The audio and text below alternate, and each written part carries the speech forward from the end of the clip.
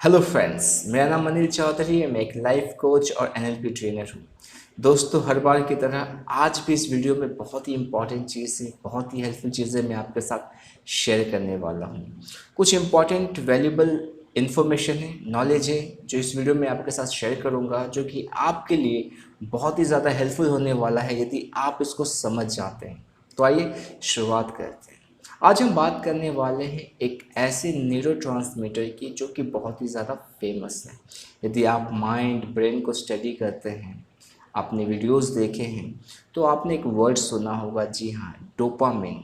Dopamine एक chemical है जो हमारे ब्रेन में रिलीज़ होता है, और जब ये रिलीज़ होता है तो हमें खुशी का एहसास होता है। ये तो आपको पता ही है। पर आज हम बात करने वाले हैं एक और वर्ड की, जो है डिज़ायर। और इन दोनों का रिलेशनशिप बहुत ही इंटरेस्टिंग है। तो आइए हम समझते हैं। सबसे पहले हम समझेंगे डोपामिन को। डोपामिन, जैसे कि आपको पता है, एक न्यूरोट्रांसमीटर है जो कि एक केमिकल है। जब वो निकलता है आपके ब्रेन से, जब वो फ्लो करता है, तो आप रिवॉर्ड वाली फीलिंग को महसूस करते हैं। आपको खुशी का एहसास होता है, आपको बहुत अच्छा लगता है। सही बात है। और हमारी जितनी भी आदतें हैं, उन हर आदतों के साथ डोपामिन का फ्लो होता है। जी हाँ, चाहे वो अच्छा हो या बुरा हो, हमारे हर आदतों के साथ हमें डोपामिन का जो फीलिंग है वो हमें मिलता है, वो खुशी का एहसास मिलता है।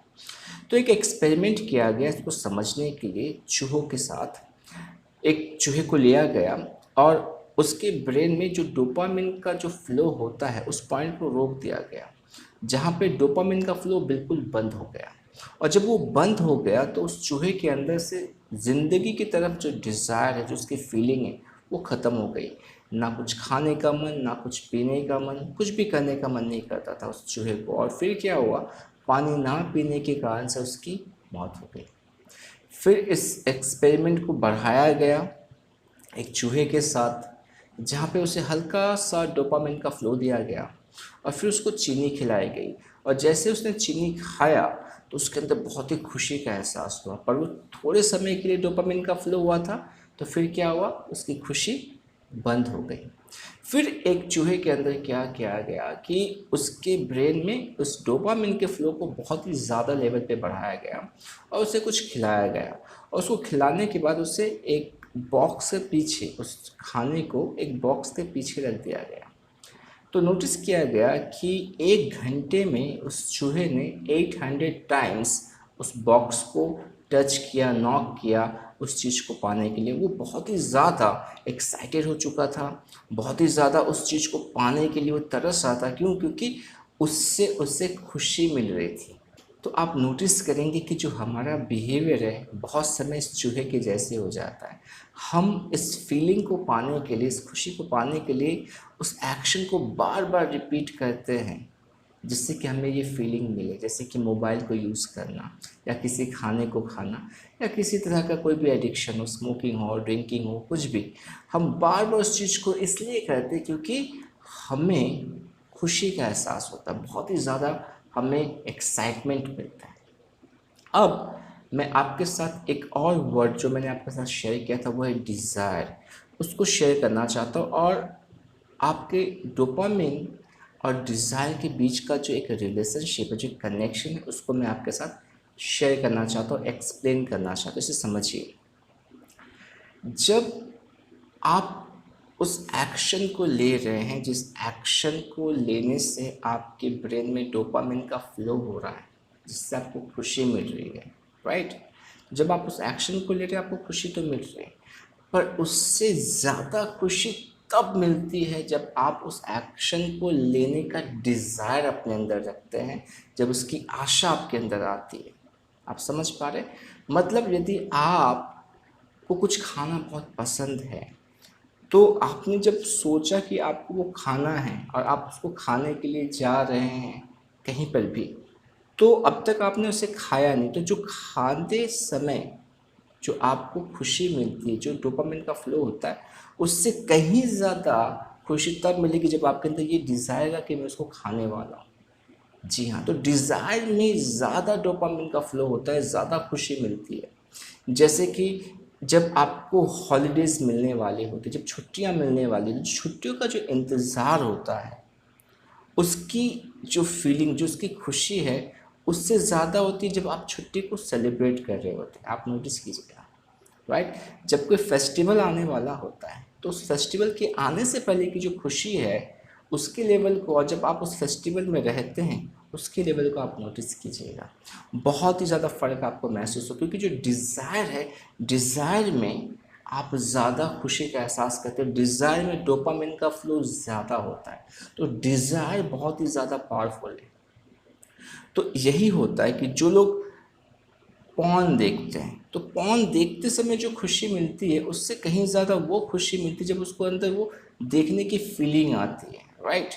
जैसे कि लोग शादी जब करते तो शादी करने से जो पहले की एक्साइटमेंट, जो खुशी जो ज़्यादा होती है, शादी के बाद यदि आप शादीशुदा हो तो आपको पता ही है जो को पार्ट आप समझ पा रहे हो कि मैं क्या बताने की कोशिश करूँ। जो डिज़ायर है ना वो बहुत ही ज़्यादा पावरफुल है। आप यदि डिज़ायर पे काम करते हैं तो आप अपने उन आदतों को बदल सकते हैं जो आदतें हम बैड हैबिट्स कहते हैं, जो आपकी लाइफ की क्वालिटी को ख़राब करते हैं।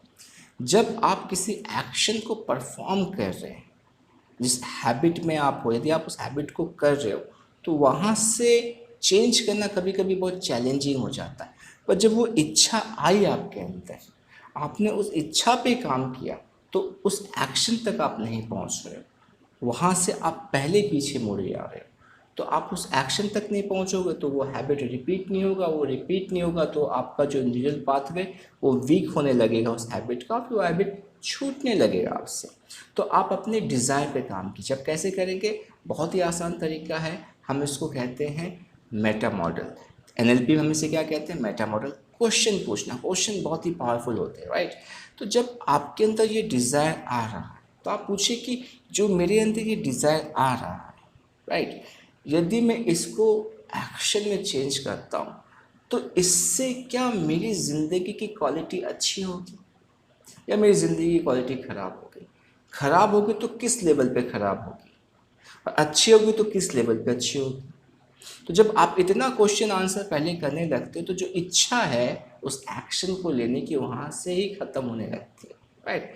मान लीजिए कि आप बहुत ड्रिंक करते हैं या आप बहुत ज़्यादा स्मोक करते हैं या बहुत ज़्यादा पॉर्न देखते हैं, तो अभी आपको एक बिलीफ बन चुका है कि ये अब मेरी आदत हो चुकी है, अब ये बदल नहीं सकता। नहीं, ऐसा कुछ नहीं है। जब आदत लगी थी आपको तो आपने धीरे धीरे शुरुआत की थी, आपने छोटे छोटे एक्शंस लिए थे और फिर वो एक आदत में चेंज हो गया। उसी तरह से आपको इसको क्या करना, रेगुलर करते रहना है इस क्वेश्चन आंसर को। तो एक समय ऐसा आएगा कि आपका माइंड क्या करेगा, इसको ऑटोमेटिकली यूज़ करना शुरू कर देगा और कहीं ना कहीं जाके आपको वो स्टॉप करेगा। एक बार आप रुकोगे कि नहीं, आज मैं इस एक्शन को नहीं लेता, आज मैं ये नहीं देखता हूँ, नहीं पीता हूँ, नहीं खाता हूँ, क्योंकि इससे नुकसान होगा। और धीरे धीरे जब आप उसको रिपीट करते रहोगे तो आप नोटिस करोगे कि जो आपके बैड हैबिट्स है वो धीरे धीरे ख़त्म होने लगी। तो डिज़ायर बहुत इंपॉर्टेंट है, राइट।